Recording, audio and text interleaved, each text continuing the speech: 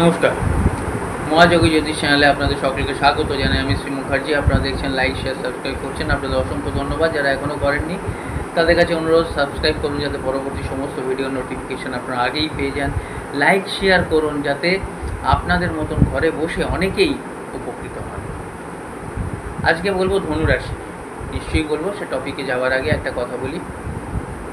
Tension তো সবাই নেবেন, সবাই নেয়। টেনশান যদি বেশি করেন জীবনে তাহলে কিন্তু জীবন বরবাদ করে দেয়। টেনশন যদি লিমিটের মধ্যে থেকে করেন তাহলে জীবন তৈরি করে দেয়।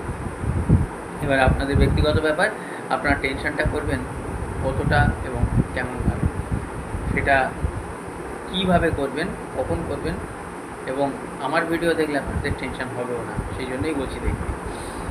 তা যাই হোক, এবারে 6ই জুন বুধ মিথুন রাশিতে যাবে, 7ই জুন মঙ্গল সিংহ রাশিতে যাবে এবং 15ই জুন রবি মিথুন রাশিতে যাবে।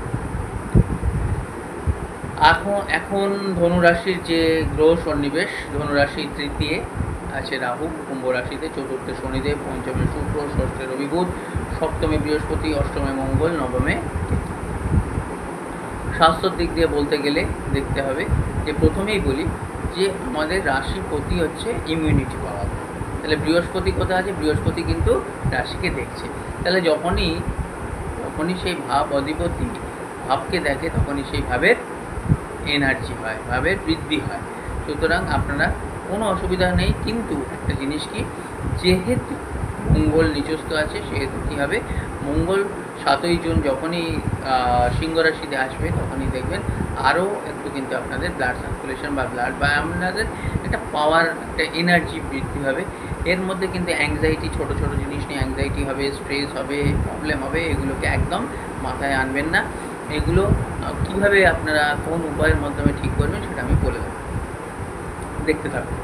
এবার বৃদ্ধাস্থান কি? ফিফথ লর্ডে কোথায় আছে না, পঞ্চমে কি আছে? পঞ্চমে শুক্র আছে। এবং পঞ্চমপতি মঙ্গল 7 জুন কোথায় যাচ্ছে? সেটা আপনার নবমে যাচ্ছে। তাহলে মঙ্গল যখন অষ্টমে আছে তখন প্রবলেম করবে, নিচস্থ আছে আবার। এবার নবমে যাচ্ছে। নবমে থাকলে কী হয় না, নবমে কেতু আছে, সেখানেও তো ভাগ্য গুপ্তভাবে বাধা বিপত্তির সৃষ্টি হবে। এবার একটা জিনিস বলি, নক্ষত্র, ধনু রাশিতে যে নক্ষত্রগুলো আছে 19, 20, 21, মূলা, পূর্বাষাঢ়া এবং উত্তরাষাঢ়া। তাহলে মূলা নক্ষত্র হচ্ছে কেতু, পূর্বাষাঢ়া হচ্ছে শুক্র এবং উত্তরাষাঢ়া হচ্ছে রবি। তাহলে 3টে নক্ষত্র আছে। শুক্র যদি ভালো থাকে আপনাদের, যদি 20 নম্বর নক্ষত্র হয়, শুক্র যদি ভালো পজিশানে থাকে তাহলে ভালো ফল দেবে। তা এই নক্ষত্র অধিপতি কেমন আছে, নবাংশে কেমন আছে, দিককানে কেমন আছে, সেই জায়গা থেকে আপনারা কিন্তু পজিটিভ এবং নেগেটিভ পাবেন। এখানে কি না, প্ল্যানিং করবেন না, একদম এক্সাম বা অ্যাডমিশন টেস্ট খুব ভালো হবে, মনটা ডাইভার্ট হয়ে যাবে ঠিকই, কিন্তু যা প্ল্যানিং করবেন 7 জুনের পর থেকে করবেন। এবার আসি প্রেম ভালোবাসা। পঞ্চম লর্ড হচ্ছে মঙ্গল আর পঞ্চমে শুক্র আছে। সেই শুক্রের জন্য কী হবে, মেন্টালিটি আপনারা অনেক সময় দেখবেন মাইন্ড ডাইভার্ট হয়ে যাবে। অনেক সময় যে এই সাপোর্টিভ সিস্টেমটা কিন্তু খুব ভালো হবে। 7.5 বা ঢাইয়া, এই জায়গাটা কি হচ্ছে না, ঢাইয়া চলছে। ধনুরাশি চতুর্থে শনিদেব ঢাইয়া চলছে। ঢাইয়া দিয়ে ভয়ের কিচ্ছু নেই, কারণ শনিদেব যদি আপনার ভালো থাকে, ভালো নক্ষত্রে থাকে, তাহলে কিন্তু আপনার শনিদেব এই ঢাইয়াতে ভালো ফল দেবে। আর তৃতীয় রাহু কিন্তু ভালো ফল দেয়। সুতরাং আপনারা কি করবেন, এই যে ভালো ফল তো পেতে হবে। সুতরাং ভালো ফল কী করবেন, কিসের জন্য, কিভাবে পাবেন, কোন দিকে যাবেন, কিভাবে যাবেন, সেটা দেখবার জন্য আপনারা যদি মনে করেন আপনারা ইন্ডিভিজুয়াল হরোস্কোপটা কিন্তু একবার দেখিয়ে নিতে পারেন। এবার আসবো বিবাহিত জীবনে। সেভেন্থ লর্ডে কি, সপ্তমপতি অধিপতি বুধ কি সপ্তমে দ্বাদশে আছে। এটা একটুখানি প্রবলেম আছে, কিন্তু কিছুই না, 6ই জুনের পর আবার সপ্তমে চলে আসবে। সপ্তমে চলে এলে ব্যাস খুব ভালো হবে। রাজপুরুষ মানে পঞ্চমহাপুরুষ রাজযোগ সৃষ্টি হচ্ছে। এখানে আর্গুমেন্ট, প্রবলেম সমস্ত কিছু ঠিক হয়ে যাবে, কোনো অসুবিধার কিচ্ছু নেই, কোনো চিন্তাভাবনা কিচ্ছু করবেন না। এবার আসি আসল জিনিস, ভাগ্য, কেরিয়ার এবং বিজনেস, মহত্বপূর্ণ এবং গুরুত্বপূর্ণ একটা অধ্যায়। নবমে কি আছে? নবম হচ্ছে আমাদের কেতু আছে। কেতু মানে কি, বাবা কেতু আছে গুপ্তভাবে সব আটকে যাবে, একদম না। কেতু নিজস্ব থাক, আপনার জন্মছকে যদি কেতু ভালো থাকে, উচ্চস্থ থাকে, কেতু ভালো ফল দেবে, কিছুই হবে না। এই কেতুর জন্য কোনো প্রতিকার না, হুটহাট করে প্রতিকার করবেন না, কারণটা জানবেন তো।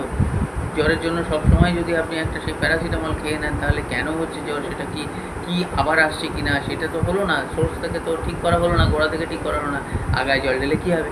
তো সেখানে কী হবে না, 15 জুনের পর থেকে, যেহেতু রবি কোথায় যাবে না, রবি কিন্তু আপনার মিথুন রাশিতে, রবি এখন কোথায় আছে, ষষ্ঠী আছে, সেখানে মিথুন রাশিতে যাবে, তাহলে 15 জুনের পর থেকে সেইখানে নবমপতি, সেখানে নবমপতি কোথায় যাবে, সপ্তমে যাবে, তাহলে নবম কি 1, 5, 9 হচ্ছে কোন, 1, 4, 7, 10 হচ্ছে কেন্দ্র, তাহলে কোন প্রতি কেন্দ্রে যাবে, এটা হচ্ছে রাজ্য। তাহলে 15 জুনের পর থেকে কিন্তু কনফিডেন্স লেভেল বাড়বে, সাহস বাড়বে, উদ্যমতা বাড়বে এবং ভাগ্য ধনুরাশির যথেষ্ট ভালো। এইবার অনেক সময় দেখা যায় যে ধনুরাশি কিন্তু দেখছেন, ধরুন দুপাশে এখন গ্রহ নেই, অনেকের আছে কেমদ্রুম দোষ, কালসর্প দোষ, গ্রহণ দোষ, এই সব দোষগুলো আদৌ কি আপনার সৃষ্টি হয়েছে, না দোষগুলো খণ্ডন হয়ে গেছে? যেমন মাঙ্গলিক দোষ খণ্ডন হয়ে যায়, মাঙ্গলিক দোষ খণ্ডন হয়ে যায়, কালসর্প পজিটিভ কালসর্প আছে, অনেক কিছু কিন্তু বা মানে আছে, ডিফারেন্স আছে, আর এটা ভেরিফাই করতে হবে, ভেরিয়েশন আছে এক একটা, কিন্তু সেই জায়গা থেকে আপনাদের ঠিক করতে হবে।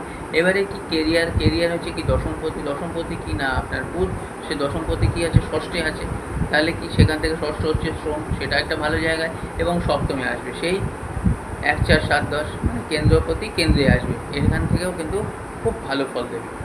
তাহলে দেখা যাচ্ছে যে ধনু রাশির 6 জুন, 7 জুন এবং 15 জুন এর পরের থেকে কিন্তু আপনাদের ধনুরাশি যথেষ্টই ভালো ফল দেবে। সেই জায়গা থেকে আপনারা তৈরি হন, এবং কি না এখানে আপনাদের কনসেন্ট্রেশন বাড়বে, আপনারা কিন্তু চট করে কোনো কিছু পেয়ে যাবেন, কারণ কি তৃতীয় হচ্ছে কি যোগাযোগ, সেখান থেকে হঠাৎ করে একটা বেশি কিছু পেয়ে গেলেন, সেখানে ধরুন হ্যাঁ এটা নয় যে লটারি বা কিছু, লটারির দিকে যাবেন না, কারণ অনেক সময় কী হয় মরীচিকা বা ভ্রম সেটা সৃষ্টি হতে পারে, সেখানে যাবেন না, সেটা দেখে নেবেন। এবারে কী হলো বিজনেসে কিন্তু কি এখানে বিজনেস খুব ভালো, সপ্তমপতি আসছে আপনার 6 জুনের পর থেকে ধনুরাশি যথেষ্ট ভালো, কিন্তু আবার মনে রাখবেন ইন্ডিভিজুয়াল হরোস্কোপ অনুযায়ী কিন্তু সব কিছু নির্ভর করে, ঠিক আছে? কারণ কি ওভারঅল ধরুন এই যে ধনুরাশি প্রচুর লোকের আছে, কয়েক কোটি লোকের আছে, সবাই কি সব রকম একরকম হবে? তাহলে যমজ সন্তানের একরকম বিচার হবে, তাহলে কর্ম ফল অনুযায়ী আপনি পাবেন, গ্রহ আপনারা কেমন আছে আপনাদের সেই অনুযায়ী পাবেন। পরীক্ষার খাতায় যে লিখে আসবে সে নাম্বার পাবে, যে লিখে আসবে না সে নাম্বার পাবে না। ভালো পড়াশোনা সবাই করে, পাস করতে সবাই চায়, কিন্তু সবাই কি পারে? তা সেই জায়গা থেকে এইগুলো মেনে নিতে হবে, তাহলে দেখবেন আর জ্যোতিষশাস্ত্রের প্রতি রাগ, বিদ্বেষ, অভিমান, আমার এই কিছু হচ্ছে না, জ্যোতিষশাস্ত্র ভুলভাল, এই এত সাল থেকে আমার খারাপ যাচ্ছে, এই কথাগুলো একদম মনেই আসবে। ধনুরাশি কী করবেন? ধনুরাশি যেহেতু আপনারা এখন একটা ঢাইয়া চলছে, মনে তো একটা ভয় হয়ই, কিছুই না কিন্তু ভয় তবু একটা হয়, একটা কর্মফল, সেখানে আপনারা কী করবেন না সূর্যকে অর্ঘ্য দিন। এবার দেখবেন এই যে ঢাইয়া শনিদেবের, ঢাইয়ার জন্য সূর্যকে অর্ঘ্য দিতে কেন বললাম, কারণ রবি শনি কিন্তু ভালো যোগ, বিষ যোগ নয়, কারণ শনিদেবের মাথায় সূর্যদেব আঁকা থাকে এবং সূর্যপুত্র শনিদেব বলে নিজেকে পরিচয় দেন। সেই জায়গা থেকে কিন্তু আপনারা কি করবেন, সূর্যার্ঘ্য দিন বা সূর্য মন্ত্র পাঠ করবেন। আর আপনারা কি করবেন, প্রতি বৃহস্পতিবার দিন একটা কাজ করবেন, মহাদেবের মাথায় কাঁচা দুধ দিয়ে অভিষেক করুন, মানে মহাদেবকে স্নান করুন। এগুলো করুন, ইন্ডিভিজুয়াল হরোস্কোপটা দেখিয়ে নেবেন। যদি মনে করেন অনলাইন অফলাইন কনসালটেন্সির জন্য যোগাযোগ করতে পারেন, ফোন নাম্বার আছে। ভালো থাকবেন, নমস্কার।